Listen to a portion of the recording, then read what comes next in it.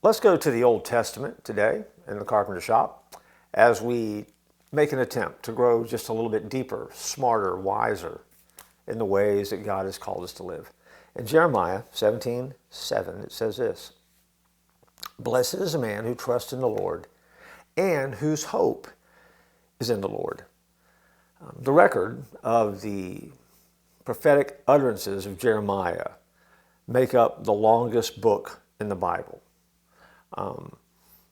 The ancient Near East, from Egypt to Mesopotamia, was in constant turmoil and flux and war during Jeremiah's life. And that included in Judah, where Jeremiah was witness to 5 kings coming and going through his era of ministry.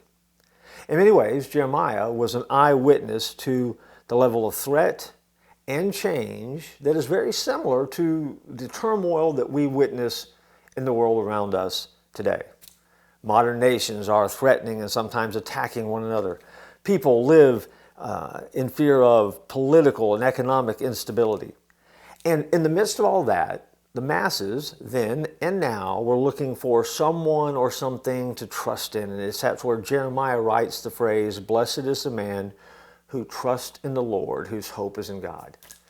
See, when you take a look at the context of what it is that Jeremiah was saying and who he was saying it to and the world that he was saying it in, we are reminded that trusting in the Lord is the only way to move and navigate into the future that's before us. Trusting in the Lord today is a vibrant and dynamic way to live life in the here and now. It brings us peace. It brings us joy. It can bring us hope in the midst of turmoil. Where there's no hope, there's no faith. And if you have faith, you have hope. And so keep hope alive. You continue to trust in God no matter what the circumstances are. And remember, it's been this bad before. It might be this bad again. And it can even get worse. But even if it does, you keep trusting and your hope will continue to grow and get bigger and bigger. You can take that and you can live with that. And I look forward to joining you next time here in the Carpenter Shop.